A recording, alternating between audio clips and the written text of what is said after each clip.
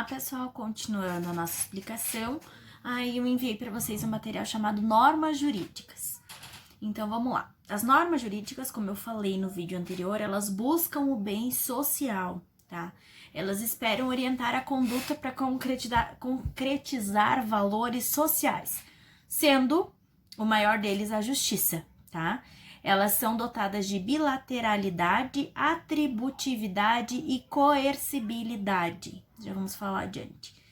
Então, assim, são normas que nós somos obrigados a cumprir porque possuem um caráter imperativo e versam sobre condutas consideradas essenciais para o funcionamento normal da vida social.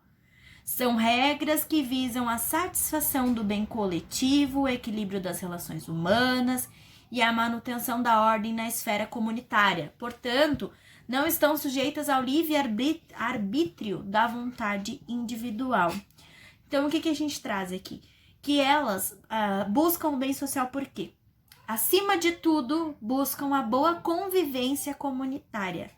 Tá? Elas são dotadas de coercibilidade porque não tem essa eu não quero fazer, nem questionar o porquê fazê-lo. Nós temos que cumprir as normas jurídicas, temos que cumprir a lei. Tá? Consequentemente, cumprindo a lei, nós seremos pessoas direitas. Lembram que tudo isso vai e volta, as explicações vão e voltam.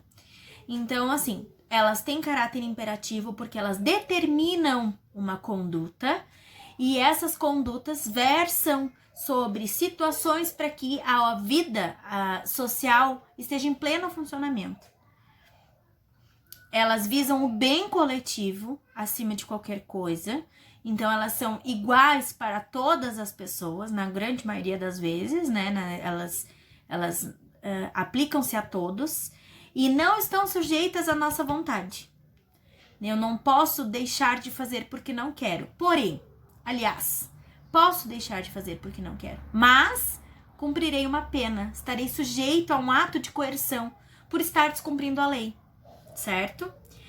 Então, dessa maneira, a gente situa no campo do direito que impõe regras de conduta que devem ser observadas e valendo da força coercitiva para assegurar o seu cumprimento. Notem que todas as leis têm a conduta a ser cumprida e a desobediência dessa conduta gera uma pena, uma punição, uma multa, algum ato de coerção. Quando você deixa de descumprir, deixa de cumprir a conduta. A imperatividade é uma das balizas, tá? Que norteiam, que visualizam, que a gente nos permite visualizar as regras, a diferença entre as regras morais e as regras jurídicas. Porque a regra moral não tem imperatividade. A regra moral não tem ato de coercibilidade. A regra moral ela só tem uma indução. Certo? A norma jurídica, ela concede ao lesado pela violação a permissão de exigir a reparação desse mal.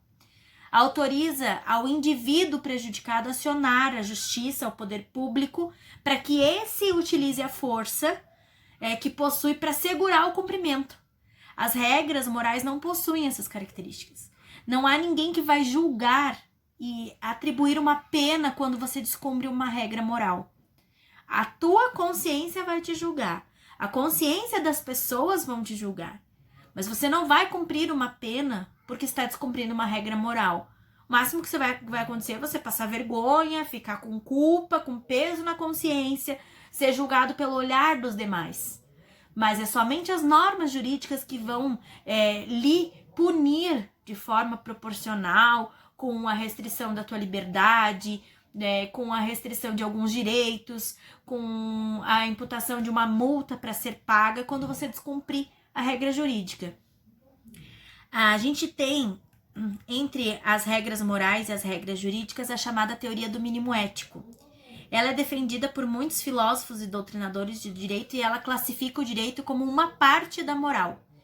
Valores jurídicos seriam valores morais. O direito seria um conjunto de normas morais consideradas essenciais para a sobrevivência da sociedade. Sendo assim, apenas alguns valores morais, devido à sua importância, necessitariam de uma forma especial, transformando em normas jurídicas. Essa teoria, ela entende, então, que tudo deriva das normas morais e que algumas, por causa da importância, viraram normas jurídicas. O direito limita-se a abranger regras puramente morais? A gente fez um trabalho sobre isso. Não. Existem normas que nascem de preceitos morais estabelecidos pelos costumes de um povo, mas nem todas as leis possuem conteúdo moral. Há uma diferença principal entre o direito moral e o poder de coercibilidade. Muitas das vezes a dor psicológica é a pena do infrator. Nesse campo a moral é infalível. Isso é uma citação de Tércio Sampaio Ferraz Júnior, um doutrinador. A teoria do mínimo ético consiste em dizer que o direito representa um mínimo de moral imposto para que a sociedade possa sobreviver.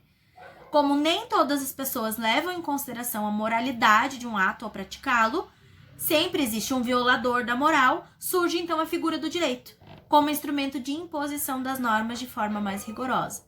Basicamente, o que é?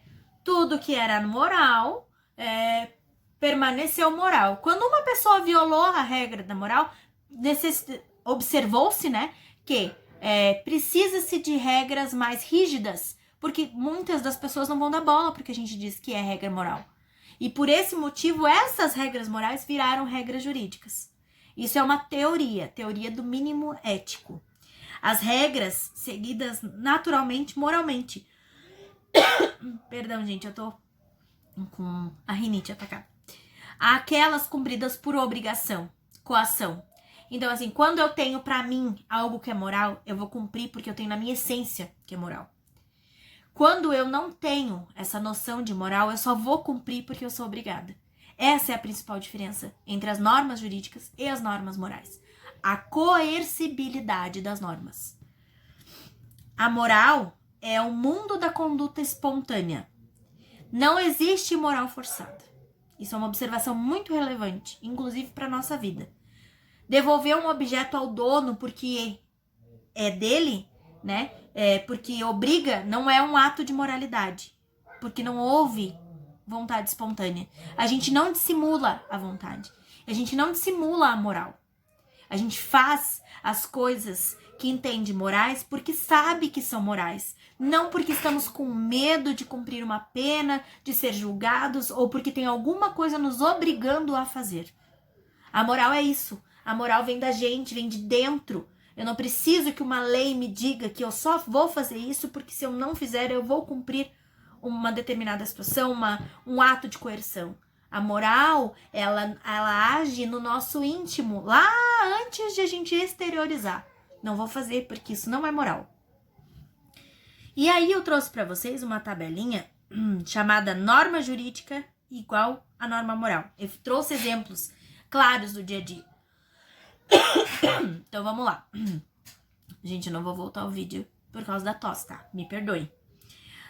Norma jurídica. Eu trouxe aqui o exemplo. Furto, previsto no artigo 155 do Código Penal. Subtrair para si ou para outrem coisa alheia móvel. Isso é uma norma jurídica. Se eu deixar de cumprir essa norma, se eu subtrair, eu estarei sujeito a uma pena. Para a moral, para a sociedade, não furtar é tido como um exemplo de moralidade. Automaticamente a gente julga o ladrão. Então, ela é uma norma jurídica e uma norma moral. Estão no mesmo patamar. É imoral furtar e é contra as leis furtar. Então, elas estão no mesmo patamar. Outro exemplo. Inadimplência, prevista no artigo 389 do Código Civil.